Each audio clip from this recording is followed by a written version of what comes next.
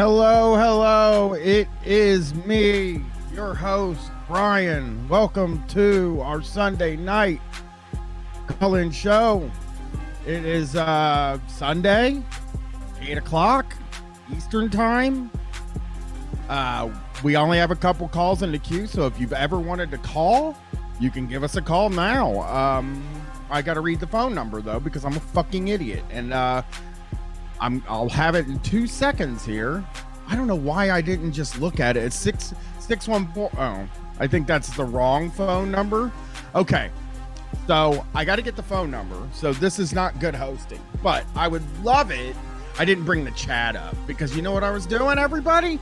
You want to know what I was doing before we started recording this? I was sending Jake the first episode of Shocktober. I was sending it to Jake, and it's 614-655-3887. The chat's up. Give us a call. We need you. I need help. I'm only here by myself. But, yeah. I sent Jake the first episode of Shocktober. It is going to be, it's done. It's recorded. It's, depending on how you look at things, it's funny or depressing. And, that's how Shocktober's go, you know? You're either going to get a depressing show or you're going to get a funny show. Usually, though, I will say this about that. It is way funnier when it's depressing to me. It's just a bunch of sad millionaires. Like, why would I? Well, Bubba's not a millionaire, but you know what I mean. A bunch of sad millionaires. Like, well, I'm not, I've been thinking about this all week. I have been thinking that they should 100% quit, and somebody in their life needs to tell them, hey, we don't need this shit, you know, we don't need to be on. Opie needs to be told not to do it anymore. But then when I say that, it's like, what if somebody told me not to do it anymore? Is the thing. That's what gets me going, you know, because it's like, oh, am I that guy? Am I Opie now, sitting in my fucking office in my house trying to do a show? So yeah. Oh, Hunter Biden said, I'm from Florida. No amount of money can get rid of the sadness of living in Tampa. Let me just say this right now. I think Tampa seems fucking sweet, man. I've been, and maybe this is some propaganda by big shock jock, but when I sit around all day and I listen to these shows, right? So you think about what I'm listening to. You got yourself New York, which fun place. You know, I've been there. I don't think of it as how am I supposed to? I don't think of New York as like a place where people are happy and enjoying themselves, is how I feel. But that is one thing. Now we're looking at Washington, D.C., home of the Grease Man. I like D.C. Still, not a place you think of as fun. Now we're going to hit Bubba the Love Sponge, right? Tampa, Florida. That place sounds beast. I heard him today talking about he said, this is what he said today. He said, Tampa has more strip clubs than churches. And I was like, see, that's the kind of shit I would do. That's the kind of shit. Well, I don't go to strip clubs, but I mean, I prefer that to churches, I guess would be my feeling. Yes, Billy Mumfreys in the chat said, hello, great buddy. Might have to do that if some people don't call. I got 2 calls in the queue. I might have to call some people and be like, hey, what are you up to? You know?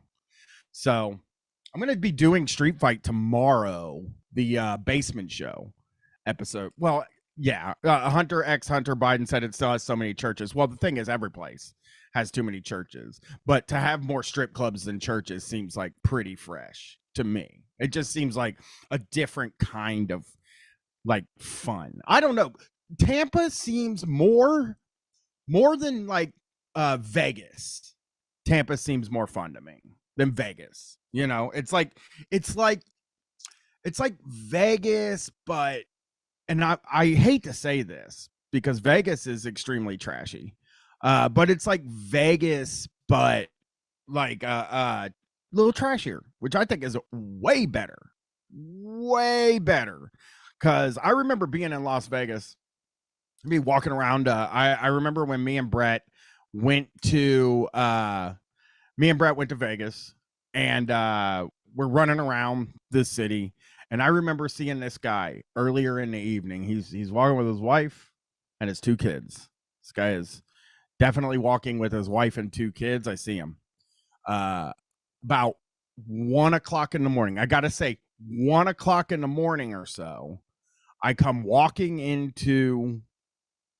down the strip and I look over and the same fucking guy is sitting on the ground, on the concrete, sitting there with his head down, drunk, asleep. And it's just like, dude, you're on vacation with your fucking kids. This is horrible. And that's when I decided, you know, I'm going to wait to take, I don't know why you would take your kids to Vegas anyway. Odd vacation choice. I know they're like, oh, it's, you know, it's more of a family place now. It's not actually. People still, you know, offer you cocaine and stuff out on the strip pretty freely. It's not a kid's place. So I didn't understand taking your kids there anyway. But I get it, man. Sometimes you want to get out there, you want to gamble, you got kids, you're not going to wait till they're fucking 18 to go with them. So, yeah. Oh, yeah. The Vegas Strip is maybe the worst 4 miles in the United States. I'll agree with that. It's a real shitty place. Okay, yeah. Hot Tits 420 said, you look like you need cocaine, maybe. Well, I just look like the kind of guy because of the way I dress. Not because of how I look. If people run into me on the street now, they look at me and they're like, oh wow, yeah. I can't say the name. Serena from Twitch said, man, I got taken to Vegas all the time as a kid in the 90s, and in hindsight, it was hella weird. It is a very strange place to take your kid because, yes, and I know I wear hype beast clothes. That is the thing. I'm a 43-year-old man, so 43-year-old white man.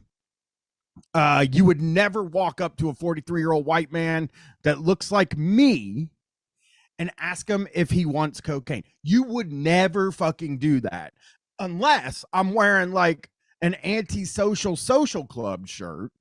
Then I look like the type of guy that definitely needs cocaine, like at all times to live and to feel good. So that would be yeah, that would be a big problem for me. I'm gonna pick up the phone now. Again, 614-655-3887. Don't make me call people like the Grease Man and say you know, have them tell me they're on their way out the door. Hunter X Hunter Biden said, I'm from Miami. You would blend in fine as a white guy in hypebeast clothes. That's true. I do think I'm just saying, like looking at me as a person, like when you look at what I look like, if I was wearing some kind of like t-shirt, if I went out, right, and I bought a pair of fucking pants at the Walmart, and then I also put one of those fucking I also put one of those shirts with the Constitution on it, you could easily be thinking I'm the police, you know. So yeah, that is I'm gonna go ahead and answer some calls. Let's see who we got on the line tonight. Everybody is multiple callers here. Give us a call, please. I need to talk to people. Thank you for calling. Who am I talking to tonight? Hello, it's Hank in Los Angeles from last week. How's it going, Hank? From last week. How on, Hank? Hey. And I've made previous appearances like the last 4 or 5 weeks, and it's let me know if it's getting too much. I'm really thrilled that you let me come on the air and help you put words on the internet. So I'd like to keep calling, but also I feel like I'm occupying too much space, and I'm always conscientious of being in other people's way. I make people stay on the phone with me longer than I should a lot of times, but I don't think that's the case. Hank, you're easy to talk to. I'm going to tell you that. It's easy to talk to, for a guy that's doing shows with different co-hosts every single week. This week, Tony Boswell from the Minion Death Cult podcast will be my co-host on the other show. And I think people will like it. I don't know. I haven't recorded it yet, so maybe I don't even fucking like it, But yeah, I'm having fun with the co-hosts. Like all my friends, all my dang friends are meeting up in Vancouver. So I have to like work around that.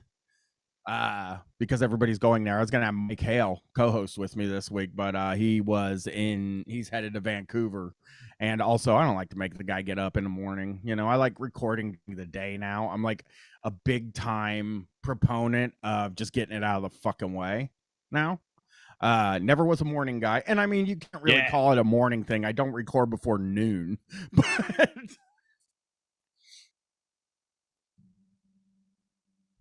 I'm turning into a morning guy. Your morning is one. Oh, I understand. Yeah, you're coming back into the actual moment, but you're a noon morning guy. I get it. It's good. I want that. That's my dream.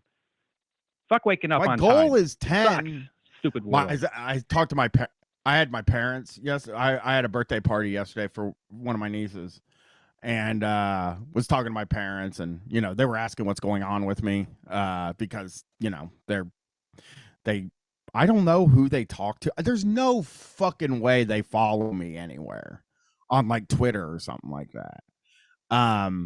Oh, Jason probably, but they knew that they knew about the split, and they were sort of asking me what I was doing, and we got kind of into a conversation about sleep and stuff like that, and I was like, yeah, I'm useless if I don't have my 10 hours. And I'll say stuff like that to people at like a party or something like that, just to make them crazy.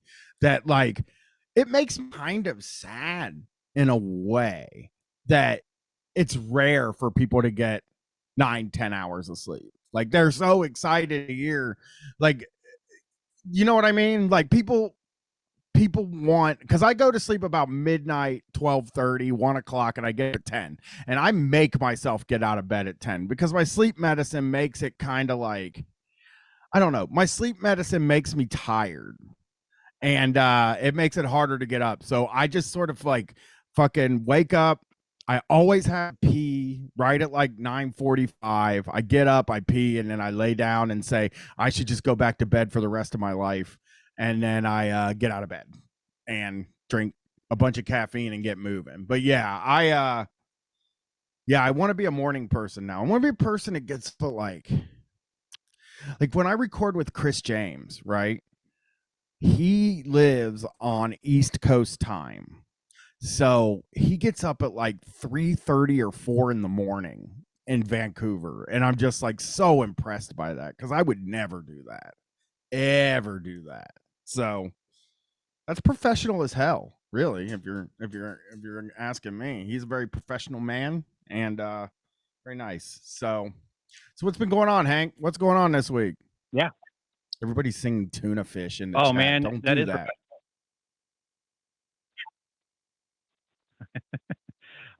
What's up? It is very professional. I'm just answering your question. I'm just going to ramble for a little bit, but yeah, I'm a morning person, I'd say, but I'm more an autonomy person. You know what I mean? Like I don't really have much of a sleep in me, because and if I get up, I start going, unless I let my depression kind of like talk me back into like staying in bed, for another couple hours. And then that can be bad. But if I'm getting up, I'm usually getting up pretty early. But it's only good when it's your choice.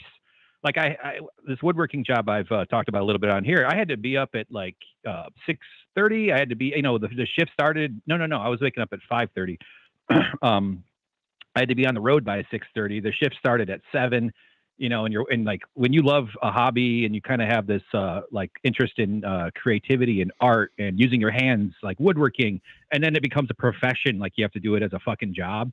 Woodworking at 7 a.m. against your will Although, I mean, you know what I mean. But like having a job woodworking is a very different emotional exchange with the world than waking up early to do something that you want to do, or you know what I mean, or getting up on your own terms.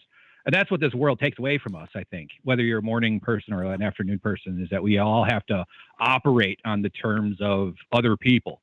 And it's usually someone who's doing much better in life, who has money, and the reason they have money is because the rules allow them to steal your life, your value. And so, yeah, I get really resentful when I have a job, but I need I one. think that's one of the most. So if anybody's out there looking for a video, yeah, I think it's one of the most evil. That's one of the sort of the most evil things about. I hate to say it like this, but people make fun of me or whatever. But that's, I think, one of the more evil things about capitalism is that like people, we even like we don't even talk about getting up. You know what I mean? Like we don't really sit around and talk about like what would my life be like if I never had to get up to an alarm clock. That is, you don't see that as a conversation anywhere. And I think it's like really fucking cool that like or I think like with me, I don't get benefits for what I do. I'm married, so it doesn't matter. She gets benefits. I don't get benefits for what I do or anything like that. But when I talk about like what I do and what besides making money doing what you love, which is really cool. I fucking really like that. But like the biggest thing I get out of this is like I sleep until I want to get up. I go to sleep when I want to go to sleep, and I get up when I want to get up. And I was talking about this to some people at this party yesterday about how I raise Gwen, and how I found that like being the boss was more stressful than not being like that, if that makes sense. Like at the time I was like doing the anarchist, I was very, into like the anarchist theory and stuff like that, and I just sort of felt like yeah, I'll just let her do what she wants. But now I think about it, and I think about like how my parents did things, and how other people I know whose parents did things, where it was like I've seen the strict people and I've seen the non-strict people, and I just feel like the people that aren't super strict are more happy. And I think that could be extrapolated to the actual world, in that like if people were able to go in when they want and get out when they want, and just have to do the hours, or the work, if they're so bent and they're always so hung up on making you do the 40 hours. So if they want the 40 hours, let you just fit your 8 hours into that thing. And that's how I always treated my daughter. And one of the weirdest things about my daughter that was way different from me is when I was growing up, we had a curfew that was one size fits all. It was, my curfew was 10 o'clock. It changed every summer, but we'll say my curfew was 10 o'clock. And I couldn't say, could I do this until 11 or midnight? It was, well, your curfew's 10 o'clock, so you gotta be home. And so I would sneak out at night and shit like that. I'd jump the fence, sneak out the back door, be gone all night, and then come home right before my parents go to work or whatever. And like, to me, I felt like, man, they're making it harder on themselves, because I feel like life is much easier when you're not telling people what to do, when you're not telling your kid what to do. And a really great example is that when Gwen was very young, she said, well, my bedtime, because after she started school, she started saying, she started hearing her friends have bedtimes and shit. She goes, hey, what's my bedtime? And I was like, I don't give a fucking shit what time you go to bed. Like I could not, it's not even something that would ever register in my head as something to care about. And she was like, all right, then I'll do it at 9. and made her own fucking bedtime at 9 o'clock. And I think that's where the thing with me being like, I got to make sure I'm out of bed by 10. I think it's the same fucking thing where like we naturally want somebody to just tell us to do things. But I hate having a boss. You know what I mean? Like, but I just think that like if bosses out there were more flexible about when and how things need to happen, and even school, if I thought that like principals and school boards uh were more flexible about when things need to happen and when things could go in, I really think everybody's life would be easier, and that even includes the bosses and shit. Yeah, that's something that we on our side, like I'm very anti-capitalist. I grew up in a kind of conservative household, not like overtly political. We weren't like watching, whatever the fuck, but like my dad was conservative. So I've gone from being like a kid who admired his conservative dad, got a shotgun for Christmas when I was 13 years old, to like a raging, burn it all down, leftist, communist, anarchist, anti-capitalist. I'm just throwing out all the words, but I've gone very far in that journey. And I totally just fucking forgot what I was gonna say. What did? God damn it! I'm just talking about how people will generally give themselves. People will generally, give themselves boundaries. I got it. You back. do not have to give people boundaries. Yeah, you don't. I'm just saying that, like, with most people, you don't have to give them boundaries. They will do it themselves. And I think everybody's much happier. Sure. Obviously, we also know that the goal of the labor market is to get as much as they can out of you for the least amount of money. And that, like, I think we all know that the reason that they do it that way, even though it's a lot harder, is to like exert power more than anything. Yeah, you're totally right. I remember what I was on our that's why I dropped all those words, being on the left and stuff. And when we talk getting away from capitalism or system, we often talk about how it actually is also bad for the businesses who are like the managers, like for all the people that are giving awards, those people, they're also miserable. This whole system. I mean, the middle is also bad for the businesses who are like the managers, like for all the people that are giving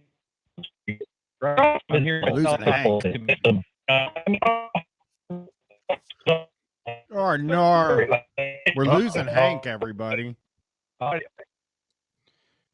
Bing bong bong bang bong bong bong. What? I'm listening to the call. I'm listening to the call feed, and now I'm hearing. Yeah, that's what I'm saying. Oh fuck it. We're losing Hank, everybody. Should I hang up? Oh, now I'm hearing me. Here's the deal, Hank. Give us a call back, and I'll put yourself. Call us back, and I'll put you through in a minute. Bye, Hank. Poor Hank. Yeah, I feel sorry for the guy. He yeah. Let's get this next call. 614-655-3887. If you want this show to go on longer than 45 minutes, just call. And I will answer it and talk to you. Hello. Who am I talking to? It's Bear. Now, you don't sound like a robot, Bear. You're more rustic. You're like a more sort of rustic southern version. Like Hank is like California, and you're more, a nice little southern pleasant voice. How you doing, Bear? Oh, I'm doing great. I didn't realize I sounded southern, although it doesn't surprise me. Relatively. I don't know. You're from the South, right? Yeah, I am. I am definitely from the rural South, so you would not be wrong. Everyone from here thinks I'm from way up north. It's funny. I'm from Obviously, everybody knows where I'm from. I'm from Columbus. And you know, when you're watching the news or you're watching like or listening to professional broadcasters, I generally have the sort of accent that they want to have. That I have that I've that's why people now I'm gonna sound like I'm bragging, but I'm really not bragging right now. Don't give me grief for it.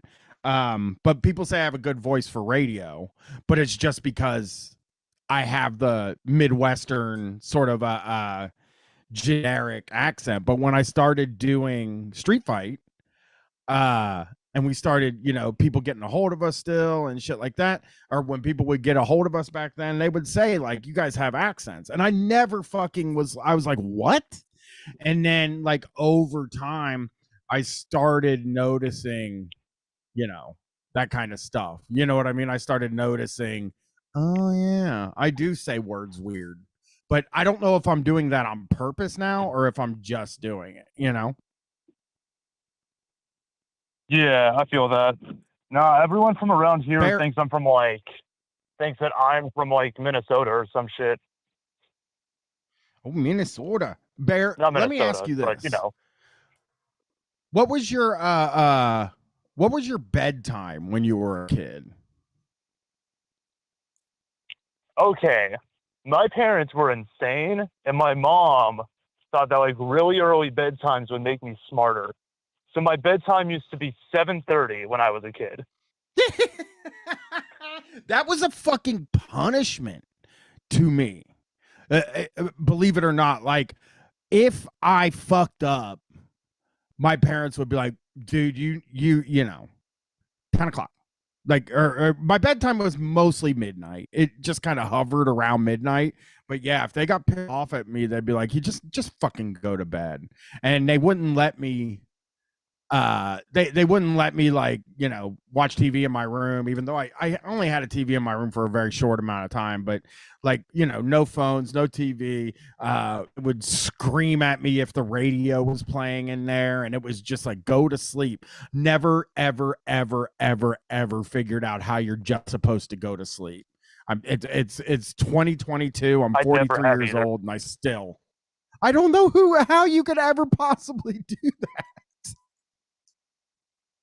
Yeah, I don't think they can either, and I think that's why they're so mad, because like everyone used to say just do that. I think they felt like, no, you're just supposed to, and they think just laying there in exhaustion is like just going to sleep. Yeah, I think they think they're just supposed to lay there and pass out from exhaustion. Yes. Well, they're tired as fuck. You know what I mean? We've been sitting around all day at school or whatever we're doing. Yeah, I mean, the school thing's always been a real, because when I was a kid, you know, the news would every few years, the news would say teenagers' brains are not wired to wake up early in the morning. And you would hear that all the fucking time, you know. Right. It would happen once a year. Teenagers should be coming into school closer to 9 or 10, and staying a little later.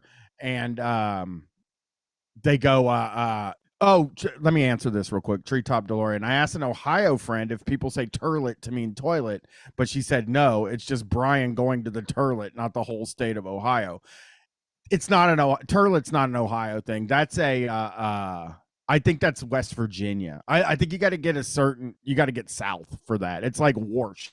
I mean, Warsh is more prominent in Ohio, but I don't think I've ever heard anybody actually say toilet or turlet. We do say toilet. I say turlet for fun. But yeah, I mean, my parents would send me to bed when I was fucking 17 years old at 11. And it was like just the most mind-blowing shit in the world. Like, what the fuck? How am I supposed to do that? Okay. Not at 17. Let me tell you what happened with me. This happened with a lot of things, not just bedtimes, but it definitely happened with bedtimes. People in my neck of the woods are real fucking small for some reason. I don't know why. Just like, I'm not even that big of a man. I'm like 5'11" and like 210, but I'm like the biggest man around, right? I'm a big guy for my area. I think it's like something in the water or some shit, right? And by the time I hit 14, I was way bigger than both of my parents. And I just realized that when I was like 14 or 15, and I was like twice their size, I was like, oh, I don't have to listen to these people. And I just stopped. And they'd be like, go to bed. And I'd be like, no, what are you going to do about it? I'm not doing that. Fuck, I could have used that.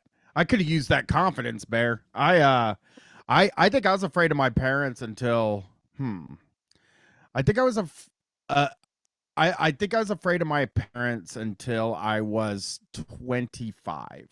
Like I hid smoking. I smoked cigarettes from the age of 12 to the age of 26, and then from like 40 to 43 I just quit again. But I hid smoking from my parents when I was like 23. I didn't curse in front of my parents when I was 23. Now I stand around fucking talk to them. I'm like, I don't even know what the fuck I'm worried about. You know, like I tell them I mean, obviously now I'm not hiding that I do drugs and stuff from my parents, but like there was that period of time as an adult where I was like, I'm not going to do it if I don't want them to catch me. Like I've said this before, and I said this back when I was a little when I was in therapy. I said this, and I felt like I was in trouble, like all of my childhood and a lot of my 20s. I sort of felt like I'm in fucking trouble, man. I'm going to get in trouble. Somebody's going to do something. I think that's what made me go all the way the other direction with the way I raised my kid. And also, I think that's what made me go all the way the other direction, as in like, you know, the anti-authoritarian left stuff is what I think. That's really what did it to me, was like, I don't ever want somebody to feel like they're in trouble around me. I definitely felt the same thing. Like all my life, I definitely always felt like I was in trouble for something. Like even now, like just the other day, I did something stupid in a state park, and I was like so paranoid I had to go back and check for like cameras and shit, you know, because like I'm just yeah, I just lost it. I mean, dude, but, I've talked about the cable company, how I would fucking sit on my porch and gag and almost cry before I went to work because I thought I was in fucking trouble for work. like work was gonna get me in trouble. It was just I thought I was in trouble. I always have just thought I was in trouble. It's been a fairly recent thing for me over the past probably 10 years where I was like, oh shit, you can't get in trouble. Yeah, no, you got to do some like serious shit to get in like actual trouble, and like we all know that. But like, I think it's something specific about the way that like people like me and you specifically. I think we have a lot of common in our like upbringing and shit. I think it's something about the way people like me and you specifically were raised, where we were just like, no, like something's gonna happen, you know. I think it's that like anxiety too, of just like we're in trouble, someone's gonna get us. All of my anxiety is really around like you know, a lot of my anxiety was around work and my boss, me being in trouble with my boss, and then some of the other anxiety is about, you know, being in trouble with my wife. Like all of my anxiety is around people who honestly, I mean, I can't say my wife doesn't give a shit, but she would never like, hey, you know, you're in trouble. That's not how she would act. But I always just felt like, you know, I pushed that onto her even after like I quit my job and I didn't have a boss and I didn't all that shit. I even pushed on my wife that whole like she's mad at me, I'm in trouble. I've never had it with my boss. Like I've never given a shit about my boss, just because I've always been able to pick up jobs so easy. Because I'm one of those, I'll do anything for enough pay to make it to work and back home, just so that way I don't have to be there kind of guy, you know?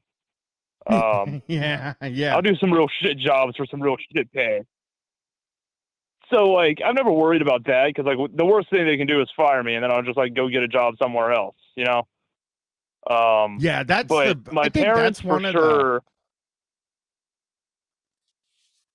I think that's a freedom that adults don't ever really think about, that freedom of like, well, if I'm willing to just work, like if I can get away with however many hours per week that I decide, and I don't care what the fuck I'm doing for work, that's a type of freedom that's like not a lot of people have, because a lot of people I know and people I grew up with and stuff like that, a lot of those people were like, I'm not going to work in fast food. I'm not going to work at this place. I'm not going to work at that place. I'm not, you know what I'm saying?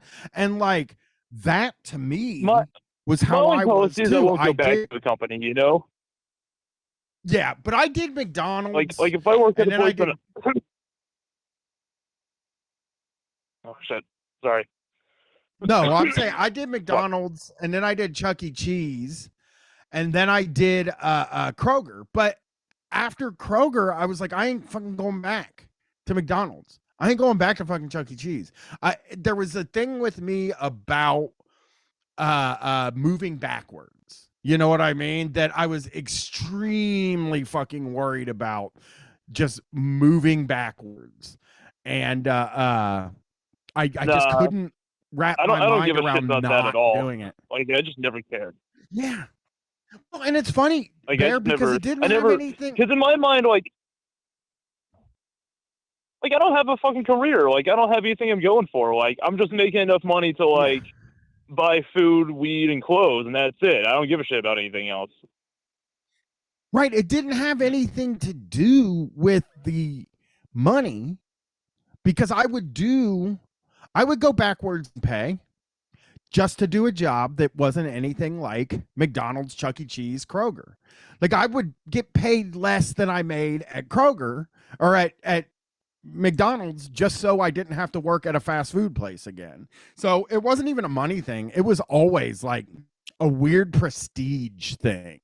Like I had this thing in my mind about like, well, you do this and you don't have to do it anymore. You do this and you don't have to do it anymore.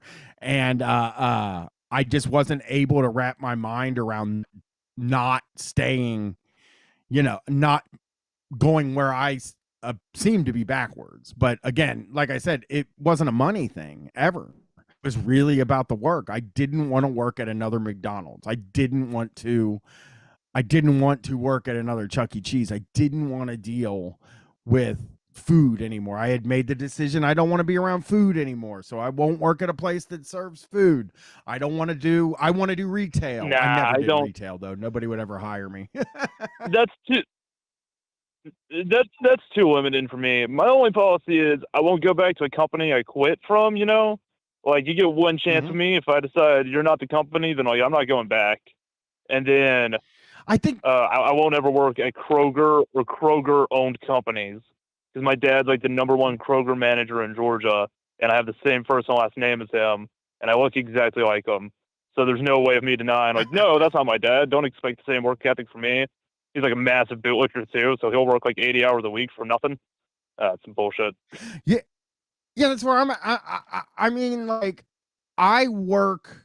I was. It was even like I think a lot of people feel this way too, where I don't know. Food is greasy food is, I think, a worst case scenario situation for almost everybody. Like I don't. I think like the reason I said retail is because I wanted to work in a mall. The reason I said, the I would do. I always go to Smoothie King sometimes to get my breakfast, and their now hiring signs say no grease, and I look at it and I'm like, I would have taken that job just because there's no grease. I just don't want to be fucking greasy at the end of the day. That's what made me not want to do food again. It was just like, I can't do this. I don't want to wash dishes. I don't want to be around eating food that somebody already ate. Sounds gross to me. See, I can't do dishwashing, and I can't like bust tables. Like I can't do either of those. But everything else in a restaurant is fine to me. Like if I'm working to go, if I'm being a cook, like any of that shit, like I don't give a fuck. That's just I think it might be some sort of weird like just innate part of me that's like, yeah, no, food is always fine to work with, you know? Like, I know a lot of people who Yeah. can't work with like raw meat and stuff, but I'll just grab a raw steak. Like, no, I'll like fry raw chicken with like no gloves, and I don't care. Obviously, I'll wash my hands after, but like, it just doesn't give me the ick. Yeah, it's a type of freedom. It really is like a type of freedom. Zach H in the chat said the fast food never leaves your clothes when you work at one, and that's all day. That's not. It's not even like you can go home and take a shower and probably get it out, but like the clothes are ruined. You know, your clothes will always be ruined from that kind of work. So it is. It's tough. I just See, like I that's said. another thing I don't really care about. Yeah. I All mean, my that's good too. all my clothes are like cheap as hell and or shoplifted, so they're already fucked up. So like, I don't give a shit about that either. Like, it doesn't fucking matter. I have a real problem with like uniforms and shit too. I'm a real nasty like prejudice almost in a way against uniforms. I was talking about this with people yesterday, but it was like I worked at the cable company. They would make you wear a hard hat all day, and I just couldn't stand being seen in a hard hat. I just thought it was the most fucking embarrassing thing in the world to wear a hard hat. So I didn't like wearing them, and I don't like wearing. Okay. There's something about putting a uniform on. I just can't. I can't put a uniform on. Let me tell you something, Brian. Here's what I get to do, right? I don't know if I've ever mentioned this on the show, but I exclusively wear cargo pants. And I own 24 pairs exactly of the exact same black cargo pants, black Levi's cargo pants, right? Well, those are nice. I have And some since of those. I own so many of them, yeah, since I have so many of them and I have OCD, like I have it on paper somewhere that I have OCD, whenever I get a job, I submit it to them, and I'm like, by the way, I can't work here unless you let me wear black cargo pants. And then two things happen. One, it's guaranteed I get to hire because of like the laws about how you have to hire so many disabled people. So it makes them look better, and it's not like I need like big accommodations. It's like cheap, easy ones, you know. So let the man wear cargo pants. And two, Yeah, they almost never pants. enforce the rest of the uniform either. Oh yeah. Yeah, they never. I mean, I don't think at Chili's, I wonder if most bosses. I think the only reason bosses really enforce the dress code is if they think somebody might come in and tell on them. Yeah. I think that's really the case too. But so far, I've never worked a job that enforces like the other parts of the dress code. You know, usually they chuck the whole thing out for me. They're like, "Fuck it." Yeah, who cares? You know, you're in the kitchen. I don't know why you have to wear a uniform in a kitchen. Like that doesn't fucking make any sense to me at all. Like if I'm in the other room, Yeah, I never got why that do I shit have either. to fucking dress up? Yeah, I hated that because I'd be The working only in the kitchen at Chuck E. Cheese and I'd untuck my shirt and the boss would fucking lose his mind, and it's like, what the fuck? Why do you care? Like nobody's seeing this. The only place I've ever worked where it made any sense was the Mellow Mushroom I was at, because their fucking kitchen window was open. But that's also the only place that didn't require a uniform for their kitchen staff. They were like, just come in non-slip shoes. I don't give a fuck what else you're wearing. That's perfect. That's what I would have been looking for. Like I my dream was to get a job where I had to wear a fucking uniform when I was a teen. I never got that. So it was I mean Kroger only makes you wear the stupid smock. So I could wear some of my normal clothes, but they always wanted a collar, and I don't take kindly to collared shirts. I do not like those. So I shan't be wearing them. Yeah, no, I'm not a collar shirt guy either. Can never stand them. I hate them. Feel like a geek in one. I always feel like a geek when I put one on, you know? Unless it's a cowboy shirt. I do wear cowboy shirts sometimes. My thing is like, I don't mind that I look like a fucking loser, because like I always look like a loser no matter what I do, especially wearing the cargo pants all the time. But the second I put on like a collared shirt, Oh, I just look like a square. No matter what else I do, I look like I'm gonna like tell you about how the free market isn't free enough or some shit. I don't want to do that. Yeah. It's a pain in the ass. I look racist when I put on a collar shirt. Brother, me too. I do too. Well, I gotta get some more calls in, Bear. We have them in the queue now. Thank you for calling and saving my ass. I will talk to you again soon. Oh, as always. See you later, man. Peace. Bye. All right. Yep. So we are going to answer the next one. This person has been waiting a while. Hello, who am I talking to tonight? Hey, this is Danny from Brooklyn. What's up, Danny? How you doing? How are you doing? That was good. Hey, I'm good. I'm very good. I'm just doing laundry right now, some Sunday laundry, cleaning up pants and shorts, that I've been wearing for a while. And, I did some folding today. I did some laundry today. I folded some clothes. It was, what are you going to do? I was, my wife does the laundry most of the time, and she every once in a while will be like, hey, can you switch the loads? And I'll be like, yes. And then I won't switch them. And then she'll get kind of mad at me. And, but she'll do it anyway. I'm bad at laundry. I was complaining about this on Twitter, so I might as well bring it to the show. She bought new hampers today, which I don't know why it bothers me, but I always just felt like we were going to have the hampers we have until we die because we've had them for so long. Getting rid of these 20-year-old hampers is going to really hurt it's going to make me sad, to tell you. It's like getting rid of a member of the family. I co-sign that. I am a real big advocate of using things far past their presumed use-by date. Maybe not like in the food department, but definitely. No, I would never do that. Old plastic items.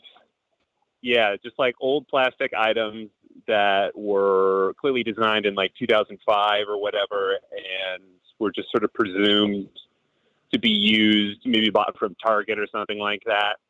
And they just figure, oh, you'll lose this in a move somewhere or whatever. But like, despite all odds, it just sort of remains. Yeah. Yeah. I mean, we've talked about it before. I'm not a food. You know what? That date, I don't care. I know people love to fucking be like, hey, man, that's just a suggestion, that date on the food, and somebody else wrote it. It's not like it's like ordained from the Lord or anything like that. And I'm like, it might as well be, my man. It is, or it is for me, ordained by the Lord that I will not be eating this food even one day after the USDA is Jesus to me. That is a good rule, I would say. Yeah, I mean, it is always funny when you go to like a grocery store or something like that, and there'll be an expiration date, but it will be on like, a bottle of soap or something, and it's just like, how did this get on here?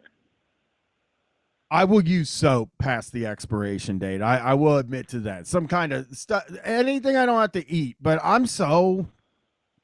think I'm like really weirded out by like rotten food. It's like, like I don't even like doing compost. My wife got us doing compost now. Some place in town, like if you pay them like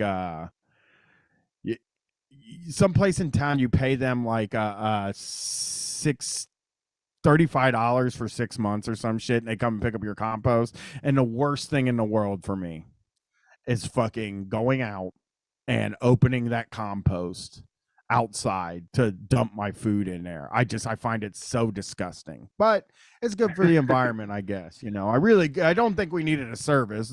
I think you could just throw the food outside, but what are you going to do? We'll do the compost. Makes everybody feel good. Yeah. I mean, I don't know about you, but I've been known to do a little bit of urban composting myself, where, you know, in the instances where I've been walking around eating one of the portable fruits like an apple or a banana or something like that, and, you know, you get to that point where you're finishing up the apple and maybe you're not too close to a garbage can, but perhaps there's some sort of, you know, like potted plants or a shrub or something like that. That's pretty, you know, it's tucked away or whatever. And, you know, when nobody's looking, or even if they are looking, you just kind of put that apple core in there. You just say, you know, back to the earth with you, you know? Yeah, I mean, I was told a couple years ago not to throw banana peels on the ground. It's the craziest fucking thing in the world. But they told me not to throw banana peels on the ground, so I stopped doing it. I want to bring this up for Zach H in the chat from YouTube. He says, milk just gets the smell test past expiration, usually good 5 to 7 days after. I will die before I smell milk past the day. I just I would like die of starvation before I would smell milk. Like, oh God, even just thinking about that just made me nervous a little bit. Yeah, I mean, we're testing fate when, like, you know, when you bring dairy and meat and poultry into things, for sure. Yeah, luckily I'm not really I mean, I do the oat milk thing and it works out pretty well for me, and Yeah. they don't sell it in like gallon jugs. So, I mean, if it does go bad, I haven't been in a position where I've really experienced it.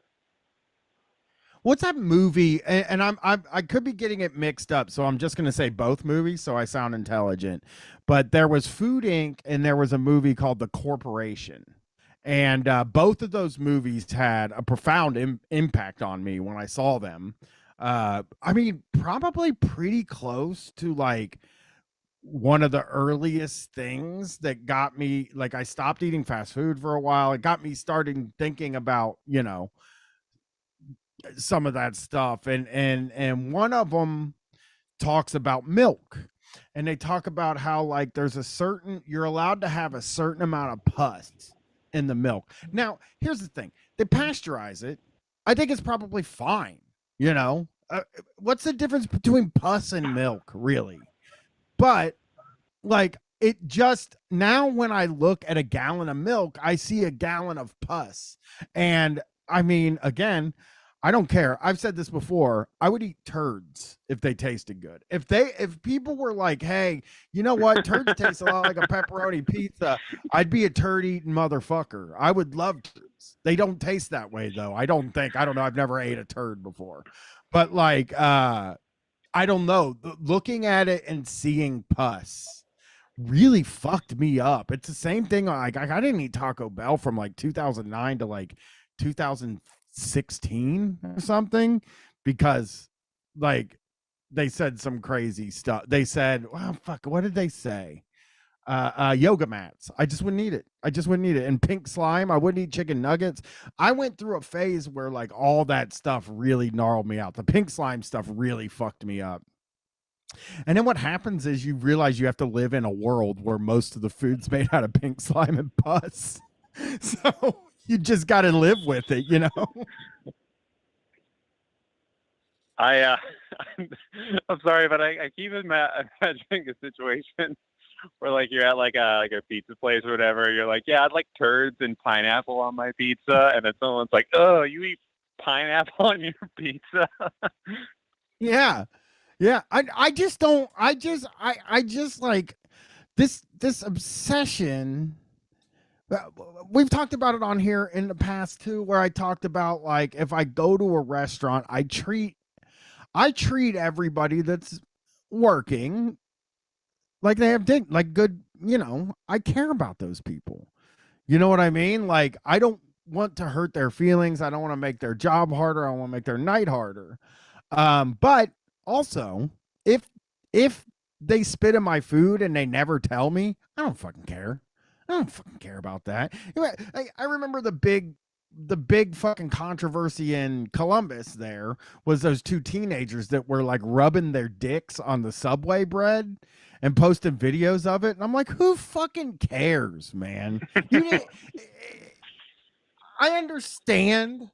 I totally fucking understand people saying like, "Hey, that's gross. I wish they didn't." And they, if they didn't get caught, I wouldn't feel like they got away with a great injustice. It's like, I mean, what's the difference between putting your penis on a piece of bread and your finger on a piece of bread? It's this. It's made out of all the same fucking stuff, you know. I don't know. I'm not a skittish when it comes to that stuff. I feel like if you're eating out, especially if you're eating at Subway, if you're eating somewhere where there's teenagers at, they might rub their fucking dick on your food. That's just like part of being a teenager. I never did it, but I did other gross things. I just didn't want to pull my dick out in front of people. You're playing. Yeah, you're playing with fire when you're messing with the youth like that. But I mean, I don't know, just go for something fried and there's probably less of a chance of that happening. Thank you. People are just so nervous. I always found it so funny when we would do the thing on Street Fight that where I would say I would eat like toenails and hair and stuff, because I just am like, I don't think fingernails are gross. Like, I don't know why hair and fingernails are these like no-go zones. Like, I don't want to eat a fingernail, but if you made me a cake and you said there's like 7 fingernails in it, I'd still eat the cake. Who cares? If it's like a good cake, who cares? It's fucking fingernails. What's so wrong with fingernails? And Jay Chinatown in the chat said that's actually their new ad. Subway. What's the difference between a finger and a penis?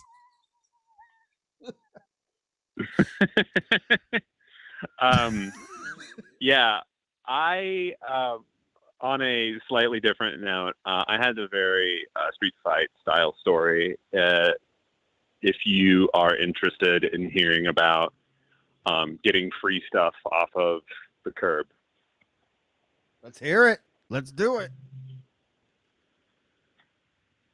Yeah, so like I said, I live in Brooklyn, and I currently work at this place called the Brooklyn Navy Yard, which is basically this area that's a little bit more industrial, right next to the Manhattan Bridge and the Brooklyn Bridge in downtown Brooklyn. And there's just a bunch of stuff that happens there that's like industrial sewing, fabrication. Sometimes you get like a fancy firm there that does like designing and stuff.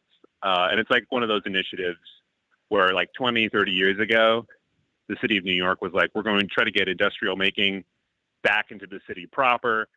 And they did that, et cetera, et cetera. But the thing about that place is that there is very often a excess of tools and just sort of raw material that often gets thrown away there. And it's really wild to see some of the things that people throw away or that just get thrown away. And on Friday, I was coming back from my lunch and I saw a bunch of contractors just kind of like removing stuff from some sort of studio space. I have no idea why they were removing it, but they were. And I looked and I saw a saw stop table saw. And because it's a very specific type of table saw for woodworking, and the cool thing that people like about it is if you touch the blade while it's spinning, it will literally stop in like milliseconds and prevent your finger from being cut off. That would be sick. I would be really messing with that. Like, yeah, I'd be testing that. Yeah, like, it's really all wild. the time.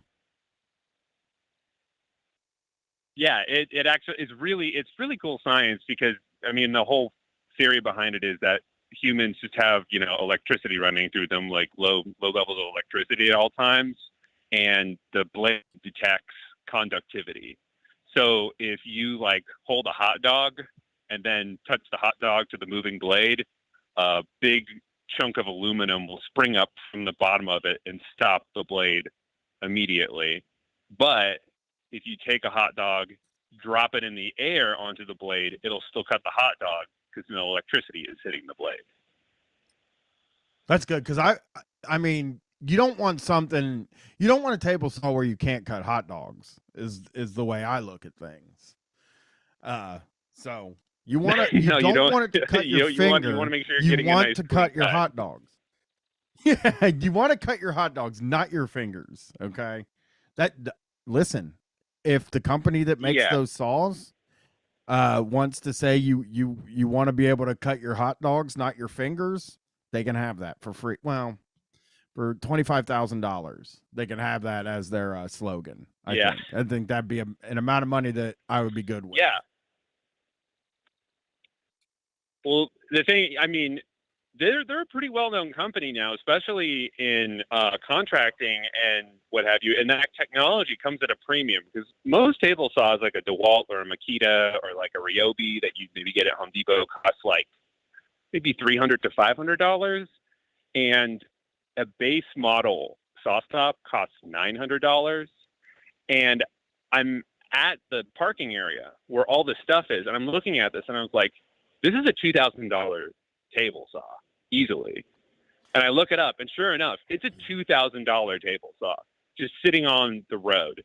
And I asked the people who are cleaning out the space, like, what's the deal with this? Like, what is this? Because there's other materials there too. And they're like, this is all getting put in the trash.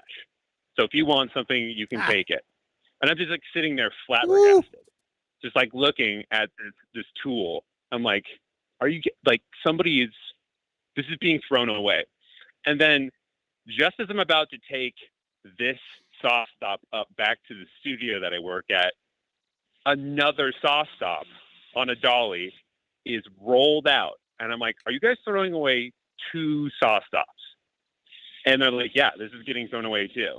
So there's like $4,000 worth of table saw just sitting in front of me.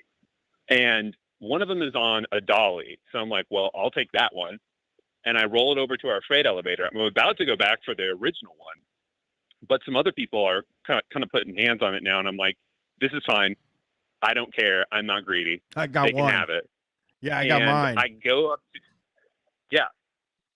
I got mine. I go up, continue working, and then when I get off working, I start just going over this thing. And, it's dirty, it has some dust on it and everything like that, but, it's a table saw, so it's not exactly designed to be clean. And I'm looking at it. Everything looks fine. I plug in the motor. I put a couple, things on it that attach to it naturally. You get some hot dogs on there. Put some hot dogs on it. I look inside it. The emergency brake is still there. So it's never been deployed. And I plugged it in, turned it on, and it works like totally fine. And I looked it up, and sure enough, it's a contractor's saw stop, and it retails for $2,000. And fuck yes! I live in a small Brooklyn apartment. Yeah, I live in a small apartment, so I'm not about to take this home.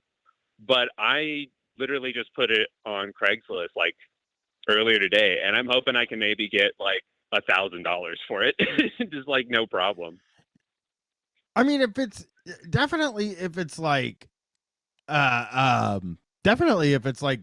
worth $2,000, you should be able to get $1,000. But if it's a contractor thing, man, I think you should get $1,500. Although you're asking like a guy that doesn't haggle and would just take what anybody would give him, I'd probably sell the fucking thing for $500 because I don't like being uncomfortable for even a second.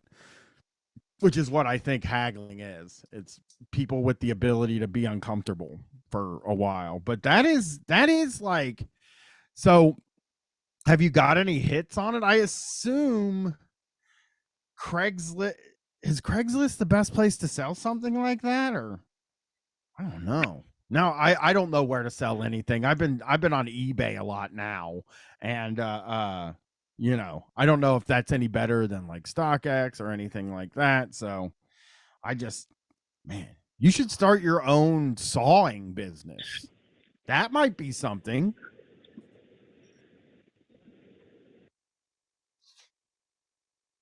Bring it over to Danny's Saw Hut and all saw stuff. I'm here. Yeah, they could bring it over to Danny's Saw Hut and he can saw your hot dogs for Ooh, you. Brian, be your nice. your voice is all kind of like it's all like jumbled up. It kind of sounded like the caller from earlier. Oh no. Okay. Well, Danny, thank you for calling. I am impressed, and I'm gonna All right, try the next call and see. yeah, I'll talk to you later. Bye. Man, a fucking $2,000, man. I wouldn't know how to sell anything, but I'm having a lot of trouble selling Legos. I have the Batmobile still. That doesn't have a box. So, you know, if you want to buy the Batmobile from the newest Batman, the Techniques, I would be glad to sell that to you. And I just finished Camp Nou, where Spain or Barcelona plays soccer, and I don't know. I can't recommend the soccer stadiums, and I'm going to tell you why. Too repetitive. You got to put all the seats in. It's crazy. Took forever. So don't do that. I'm going to take this next call. I think it might be Hank again. I don't know. So you get two Hanks for the price of one Hank. Hello. Welcome to Street Fight. Who am I talking to?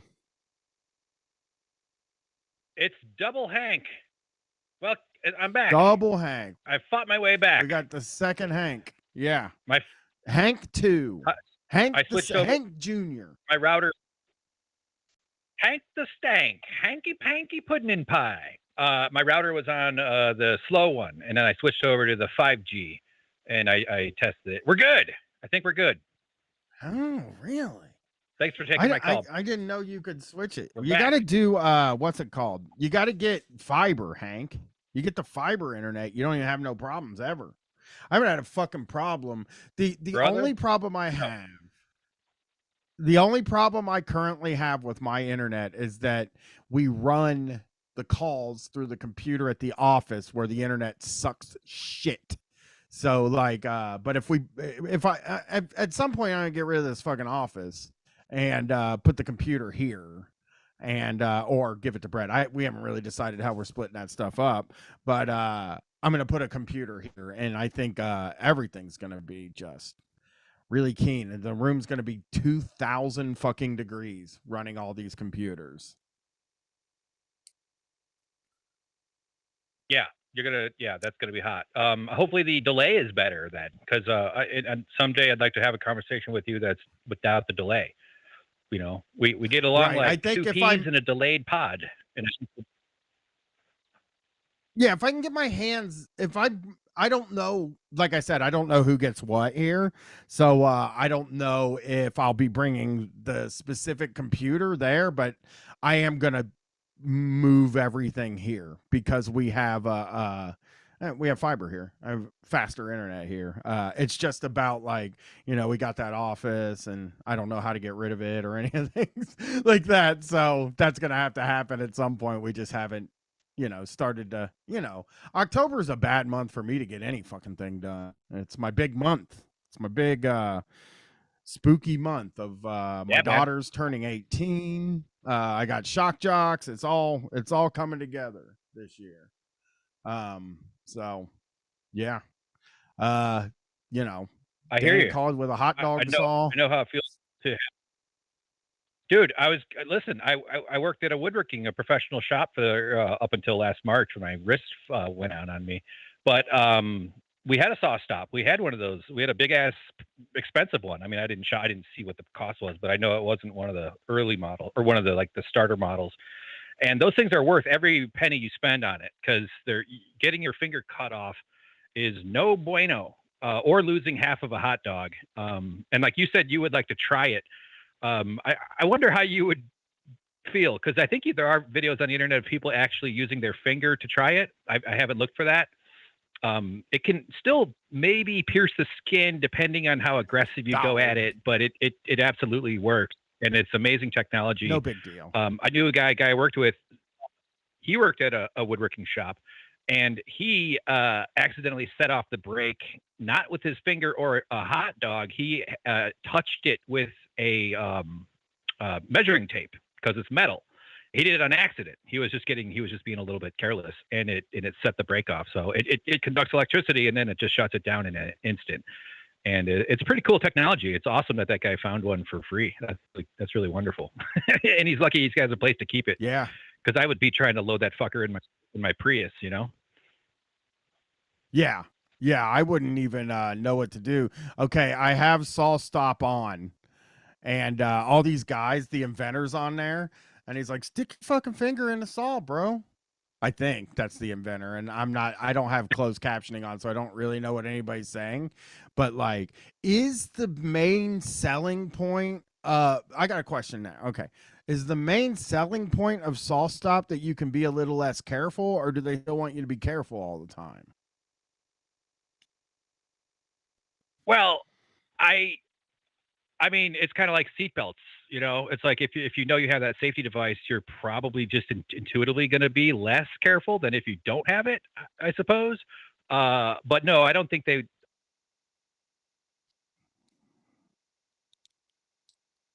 Oh no, Hank's router's fucked up again. We're in big trouble now. We've had Hank. Oh, Hank hung up on me. What? All right, I'm going to take this last call. Oh, there's Hank again. I'm going to bring him back on here. And then I'm going to take the last call. Okay, Hank, what are you doing, man? Why are you hanging up? I didn't do that one. It just disconnected. I dialed back. I'm dialing on Google Voice. So I just clicked on it again. I feel owned. I have a whole like podcasting setup. Yeah, I'm talking through like a mixing board and shit. So maybe it's all my fault. I don't know. You hung up on me though. That was sad. Sad. I felt real bad about it. You know, I don't get hung up on very often. I know. I'm just playing hard to talk. So I'm sorry about that. Yeah, I like it. I got a lot more shit to ramble about, but I know you've got other calls, and I've already, you know, maybe tonight's not in the cards for me. Yeah, let's do it next week, Hank. Maybe. Am I here next week? Let me make sure I'm here next week first. I think I am. I'm 99.999% sure I'm here next week. There is a week in October where I'm not going to fucking be here on a Sunday, but I will be here next week. Okay. I've been falling in love with a stray cat outside my building. So I'll update you guys on that because my heart is cracking open, and I'm terrified of all the emotions that are about to happen because I love this animal. I'll smooch her. She's so sweet, but she's a little scared. Cat. Probably got fleas though. She needs love. You know what I'm saying? She puked already. Right. I cleaned up her. Have a good night, Hank. All right. Ew. See you, everybody. Love you. Bye, Hank. Yeah. Well, we got a last call here. You know what, though? My eyes are heavy as fuck. And I'm a little bit tired. So, well, it's not the worst thing in the world to take a last call here. Okay, so they put the hot dog. Okay. So I have the Saw Stop on my screen now. I'm just going to move that over to the other screen. Because the other screen I used to just use to look at Brett, but now there's nobody over there. I got the Saw Stop running on the other screen. Let's get this last call. Hello, you are the last caller. What's going on? Hey, man, it's Sack of Gasoline. My real name is Matt, but I'm deep in the Saw Stop saga. Brother, I'm watching it right now. I got it on the other screen here. I got a TV and then I got the phone calls over here on the laptop. So that's why a lot of times I'm so bad at streaming, and I think I'm going to get I'm going to start streaming, I think, again on Sundays on fucking Wednesdays at 6 again. Probably after Shocktober. And I think I'm going to move cameras around so I don't always look like I'm looking at a different thing because I have something on another TV. I fully see what I look like when I'm recording. I'm just like, I don't know. What do you want me to do? You know, like I'm playing with Legos. and looking at another screen. So what's up, Matt? Are you on break? Yes. No, you got to turn off. I got to turn off that self view, man. It's too distracting. Self view. Oh, I don't mind. I don't need to see that. I don't. Well, I'm looking at the chat. So I have it on in the chat. Yeah. And I look at the chat and I see myself and how bad I look in this. Like I quit wearing sleeveless sleeves. I've basically quit wearing sleeves for the rest of my life. Well, it might change soon, but I'm just Dude, I'm just sitting here being jealous. Yeah, don't wear sleeves, Matt. Everybody out there, I'm jealous. No, I'm jealous of get. What? I'm saying I'm not. I'm sleeveless shirt. I'm not sleeve pilled. I guess would be the way to say it. It just doesn't work. I'm tank pilled, I guess is what I would say. I own one sleeveless shirt, and I did make it myself, and it does have a flaming skull and crossbones on it. That's sick. Yeah, I mean it's the shirts you have to make sleeveless, like you go on and like if you're trying to make a shirt sleeveless, the best thing to do is oh, this guy's a coward. Let me tell you about the Saw Stop people. Reason they're a coward. These motherfuckers are doing it with a hot dog instead of their finger. You got to do your finger. Don't be a fucking coward. You bought this thing. It's a lot of money. See if it'll cut your fucking finger off.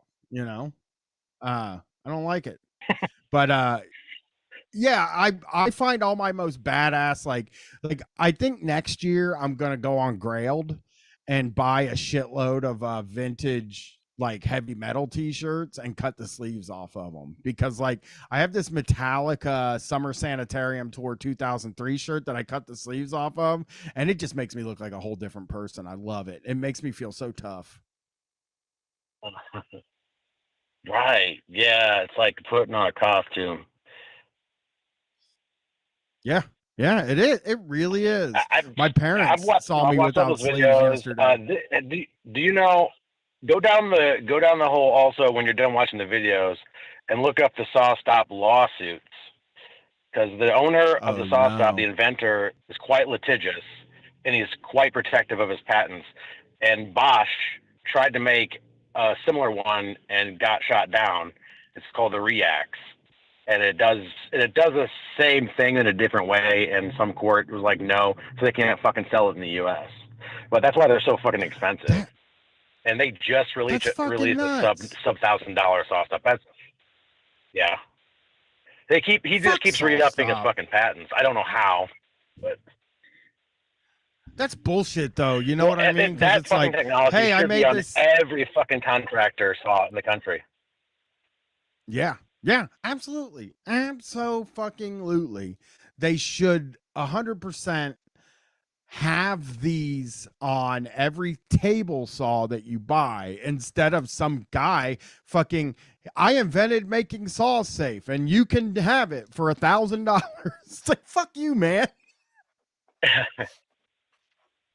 Well, I mean, if I'm not mistaken, he did go to like all the major companies and like try to sell his tech, right? And if I'm remembering the story correctly, and they were all like, no, we're not going to do it. We're not putting that shit in our, because it's too expensive, you know, or whatever it is. And if I remember correctly, like still like insurance companies, you know, for like the people that have businesses, insurance is more expensive when you're going to have a saw, like a table saw around on a site or wherever.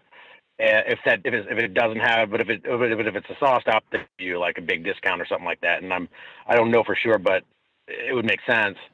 I mean, I definitely want one, you know, for sure. But it's that I'm so jealous of old boy who found one on the side of the road. I think I would I don't know what I would do. He acted like quickly. I would probably panic. I would think it was a mirage.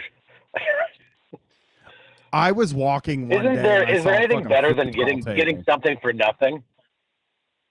Yeah, I saw a foosball table one day and I didn't fucking take it, and I still think about how mad I am that this foosball table looked perfectly fine, and it was just sitting out on the road right up the street from me. And the only reason I didn't get the foosball table, too late, didn't want to lift it. Like that's all. I just didn't want to lift the goddamn thing. Right. And I was like, told my wife, I was like, there's a foosball table up the road, but we're never gonna have it because it's too heavy. But I should have taken it. I should have fucking taken it. I tell my wife shit that laziness. like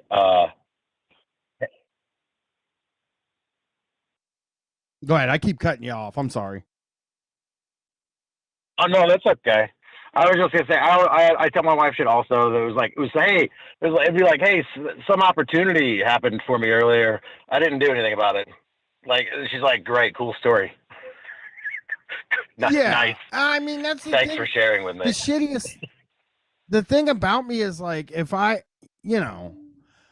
like, I am cheap in real life. Like, I do know that as a person, I'm cheap, but I'm also like, I think I'm lazier than I am cheap, I guess, because like, I don't want to like,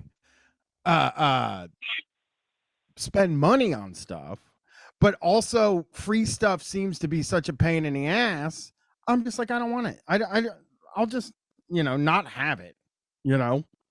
I'm just, my cheapness. Yes, Yeah. my cheapness is less than my, or is less than my laziness. But I am cheap. I promise I'm cheap. Everybody knows I spend money like really shitty, but like, I am very cheap. I just don't buy things, and I'm cheap in the most expensive possible way that you can be.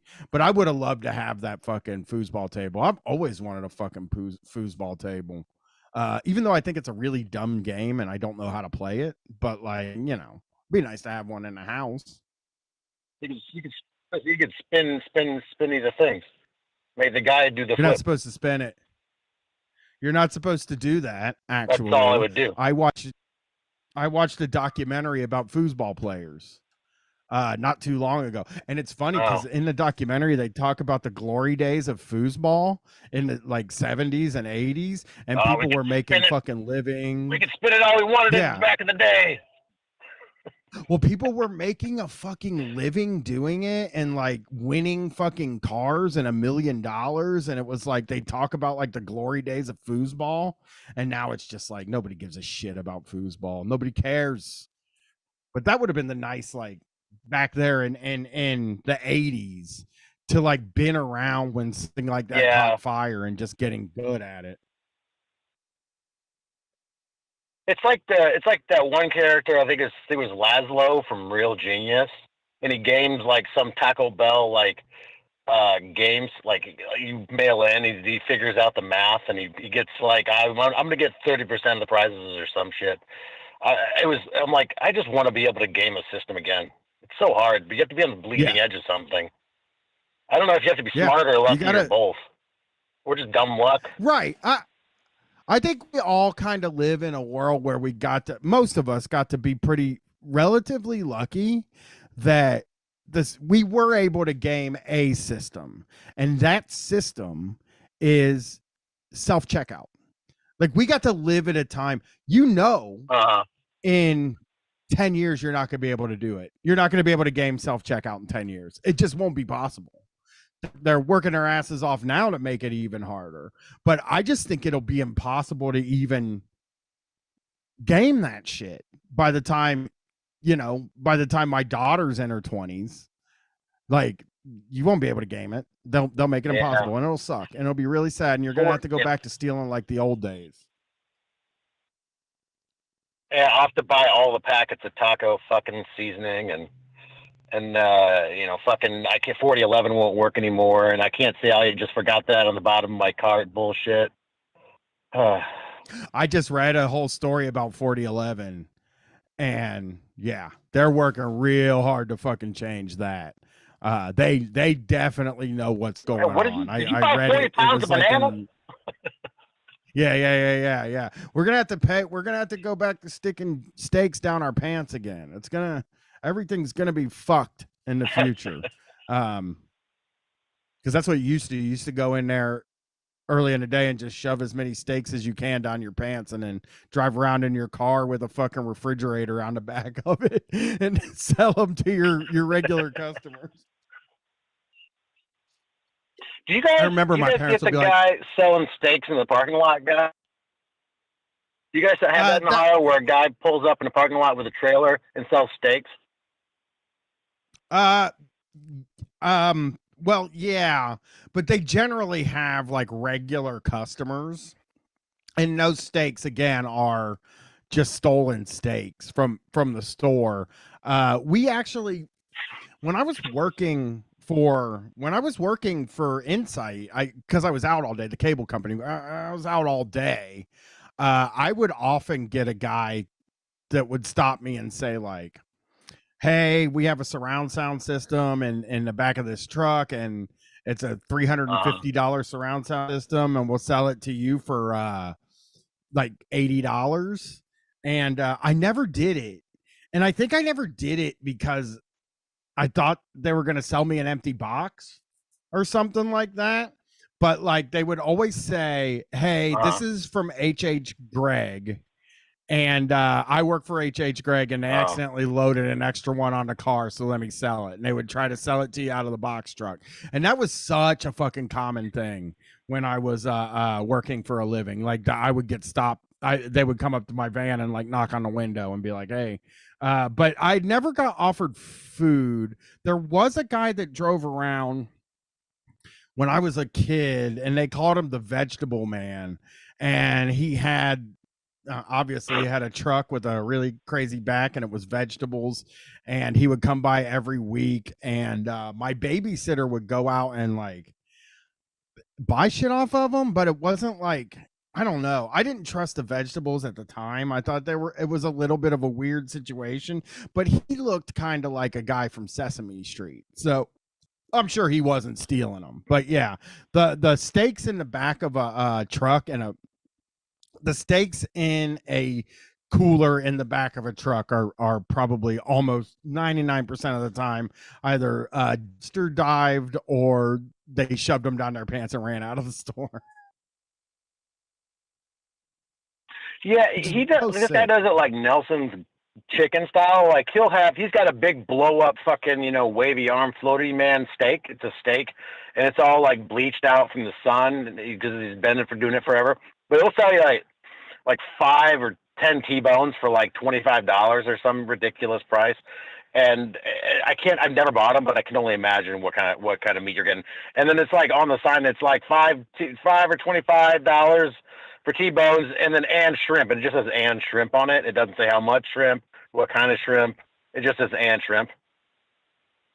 I mean, the thing is, like, we're all, I don't know if this is just me, but like even the steaks at the grocery store can gnarl me out sometimes, like it just, because I don't trust Kroger to be a good steward of meat. I'm not saying that I'm not saying that like the people in the butcher shop are fucking up or anything like that. I'm saying that the company doesn't fucking care where it's coming from and it's just trying to sell it. And it's like, I don't think I'm gonna buy steak off of a guy in a parking lot when I'm already semi-nervous about buying steak at Kroger. Right. Yeah. It's like, but it does intrigue me that you won't drink milk a day past the date, but a few fingernails in your pudding is probably fine, or whatever the fuck. That makes me. Pudding is laugh. a weird one. Pudding is a weird one. I just don't know. I don't know what is gross about fingernails and hair.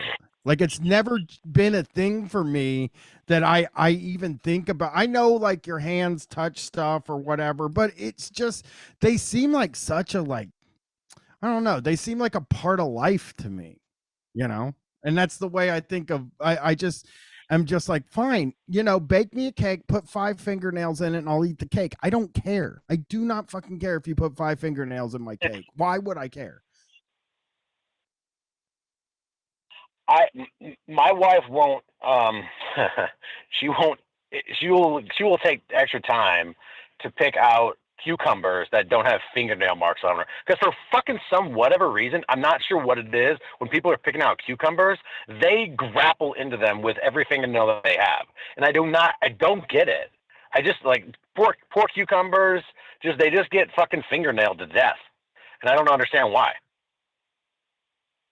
I would say I've never thought of that.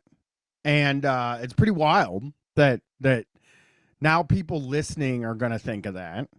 And like, I have never looked at that, but that's a good point. Cause I take think, a look at your next cucumber, I'm real bad. You will see them. That's wild. I never even considered. It's unmistakably fingernails. Never. It's unmistakably fingernails. I work super hard though at the. I am not a fan like bruised fruit, right? I just want to throw that away. You know what I mean? Like I know that's wrong. Like, cause my wife is like, I'll cut around it. I don't care. It's a bruise. I'll cut around it. I'll wipe it off. I'll cut around it. And I think that's how she would feel about the fingernails too, or in the cucumber. She would just say, I'm gonna cut around it. She doesn't mind it. She doesn't mind eating something after a sell-by date. But for me, like, if the bread, okay, I gotta help. I got Jake Chinatown is worried about the sharpness of the fingernails. We can file the fingernails off. I'll make sure it doesn't like fuck my innards up. But I'm just saying the actual material of fingernail. It's like, you know what it's like? Here it is. Let me help you all out. It's like a fucking toothpick in a way. Like, we're not supposed to eat wood, but people will sit around and chew on a toothpick all day and like, break it up in their mouth and stuff like that. It's the same thing. It's the same consistency as a toothpick, which, your mileage may vary on toothpicks because I know my stepmom hates them, but I always thought they were cool as shit. I don't use them. But yeah, my parents were really super mad. You can look cool. You can look cool with a toothpick. Like, you got it in your mouth, like a farmer with like a piece of wheat, like wheat or something. We weren't allowed to get toothpicks at the restaurant because my parents were just like, no, you're not going to look like a toothpick guy. My parents, I've said this a million times on the show, I know, but my parents were very much like, we are fancy people, okay? It's like, no, we're not. We're so not fancy people, but they wouldn't let us do toothpick because they would say, well, you look like white trash. I was like, what the fuck do you think we are? It's like, I don't know what to say, really. I hate to tell them. My dad yesterday. Oh, you got to hear this about my dad. This is the funniest thing. My dad, well, not funny. It's awful. And it's the most American thing I think I've heard somebody say in a long time. And my dad is lib. He's not a conservative. But I'm talking to him and he's like, yep, we're leaving next Friday. Very excited. I'm like, oh, really? We're kind of talking about like cities I like and places that I've been that I thought were really neat and places they've been and thought they were really neat and stuff like that.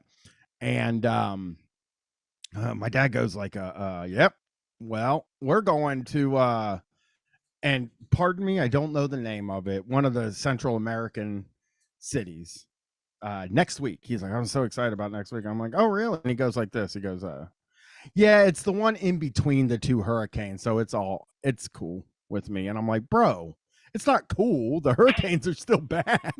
Just because you're not going to be there doesn't mean it's cool. Well, maybe he just didn't want you to worry that he was going to get hurt in the hurricane. I wouldn't. But what is he doing I would the never hurricane fucking area? worry.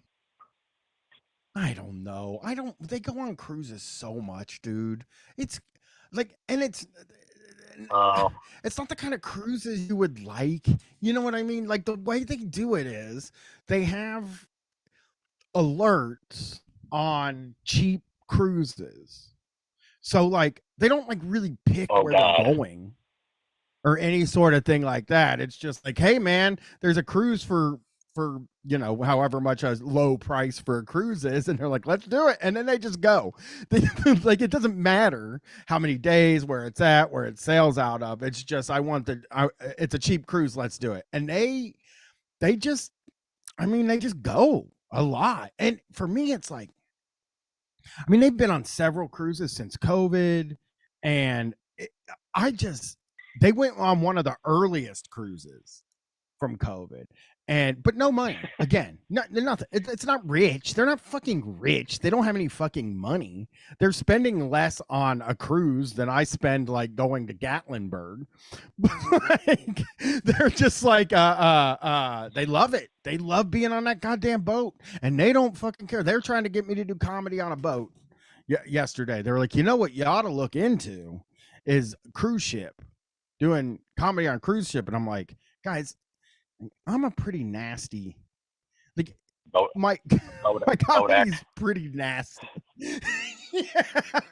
I'm trying to explain to him, like, I am very nasty, and like, oh, there's dirty comedians on the boat, and I'm like, I don't think there's the kind of dirty people like me. Like, I'm talking about eating fingernails and cum and all, like coming and shitting and jerking off and burning places down and stealing drugs and shit. It's like, right, and then who wants to be hated by an audience and then be stuck on a fucking cruise? Thank you. They would hate me too. And my parents are like, oh, that's the thing. It's like a little something for everybody on the boat, though. They'll have like 15 comics on the boat. And I'm like, what? What kind of cruise are you going on? And why are there so many people and fingernail people? And yeah, I would do it. I think I would. Okay. Yes, a discontinuity in the chat says, give it 5 years and Brian will be performing on the Chapo cruise ship. Here's the deal. If Chapo did a cruise, which they would never do, I've known those guys for a very long time. I don't see them ever doing that. But if they did a cruise and they said, Brian, will you perform one of the nights? Yes, I would do that. 100%. I would love to do that. It would be so fun. But like, just being a guy on like a fucking Carnival cruise and performing, I just can't imagine I'd be successful at that. There's no part of my brain that thinks that the people on the cruise would want anything to do with what I do. What about like a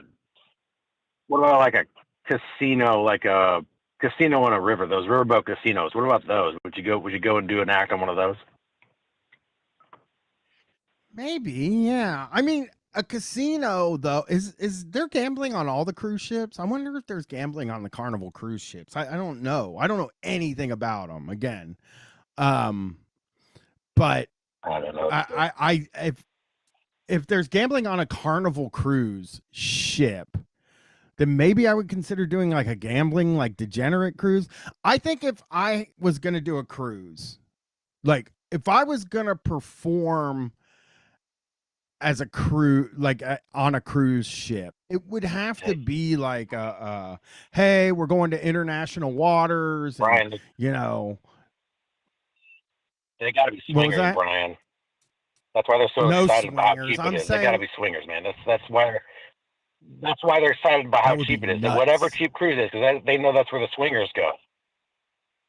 That would be fucking. If I found my parents were swingers, I'd actually probably shake their hands. I'd actually be excited to find out my parents are swingers. I don't think they are, just because because I know them. But here's the fucking thing, though. Like, a lot of people's parents are swingers, and they would never think that they're swingers, But I think you can. I always feel like you can look at a guy and be like, "That's a swinger right there. That's a couple that likes to swing." But I would go on a sex cruise. I wouldn't go on it for me to have sex or whatever. But that a sex cruise seems like something. Like if you were on like a documentarian, yeah.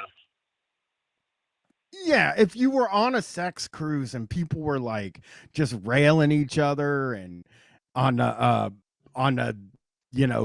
deck or whatever they have there on the little surfing thing. And yeah, this is great. Pulling Olaf said, I feel like the kind of people who like street fight. Yeah, fucking in the lifeboats, fucking in the fucking every room. I don't think they're swinger cruises. That's impossible. Because you're never going to get an amount of people. You're never going to get an amount of perverts like that would make sense to take over a whole cruise ship. And like from what I understand about how cruise ships actually work is like when there's a 311 cruise, it's not all 311 fans on the cruise. There is a 311 situation happening on the cruise, but also there's just regular people who are on the cruise not for the 311 stuff. And that's my understanding. I'm wrong about that. So I wonder. You know what? It makes my parents used to go to Las Vegas like all the time when I was growing up, and they were the first ones. Like, if there was a bump on a flight, like, hey, this plane's too full. Who wants to get on the next flight? We'll give you a free whatever. That was my parents. Like, number one, they didn't give a shit. They would just fucking get up and go, and they didn't give a shit. Like, my time is more valuable, I guess. I got plans. Yeah, me too. Yeah, if I'm going somewhere, I want to fucking get there when I thought I was going to get there. I'm not going to fucking get bumped. Yeah, my parents are pretty cheap, and I think they're just like old in a way where they're just like, I want to travel, but I don't want to go through like. My parents just went to Chicago the first time, but not learn anything. You don't want to learn about a culture. Cruise people, they want to travel, but they don't want to learn about any other cultures. They just want their United States to keep. They just want to go on a floating, tiny United States. Yeah. It just feels like people who don't really want, like, they want to be on vacation. They don't want to think about what they're going to do. Because one thing I know, because my sister went with them recently on one, that they don't even get off the boat at all. They get on the boat and they don't get off the boat again until it's time to get off the boat. So they don't even do those excursions are expensive as hell. Yeah, they also have said to me, I was talking about, me and the wife next year, maybe thinking about driving from Vancouver to Mexico. And they were like, don't go to Mexico. It's just, it's very dirty. And I was like, all of Mexico?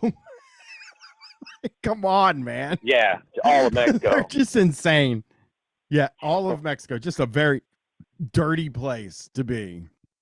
But yeah, they don't want anything to do with, they've never been to New York. They just went to Chicago like last year, and being from Columbus and not going to Chicago until you're in your 50s or even 60s that's nuts, because it's only a 6-hour drive. It is not far away. And they just don't like, I think they like to not be home, and it's probably because of their dogs, really. Well, I mean, there's people in the UK, that haven't been to like the other side of the UK. So, yeah, I mean, fucking New York. It's not a big country. Yeah, people in New York don't leave their neighborhood sometimes because they're just like, what I need out of here? And I have everything I need in New York. I know. I wish I was like that. Me too. I always want to leave. Anyway, man, I got to get going. I keep. I got to get. So you have a good night, buddy. It's good to talk to you. Peace. Have fun. All right, everybody. Peace. I'm going to lay down and watch TV with the old lady, the old ball and chain. And I hope everybody has a great night. Don't mail me your fingernails unless if you wrap your fingernails in a $20 bill, you can mail me your fingernails. Be very nice of you. I'm gonna go to sleep. I love you guys. Me and Tony Boswell this Thursday, and Shocktober 4, episode 1, Opie and Anthony and Jim and Sam episode. I think everybody's is going to like it a lot. It's kind of looking at what the guys are doing solo this time. It's pretty depressing. I'm going to tell you, it's me, Felix, and Chris. I don't know if we have Felix for the whole season because he is going on tour. You can see Chapo Trap House on tour. Go to chapotraphouse.com. But me and Chris will bring guests in and stuff like that. And I really think you'll all like it a lot. And we'll see you later. Bye-bye.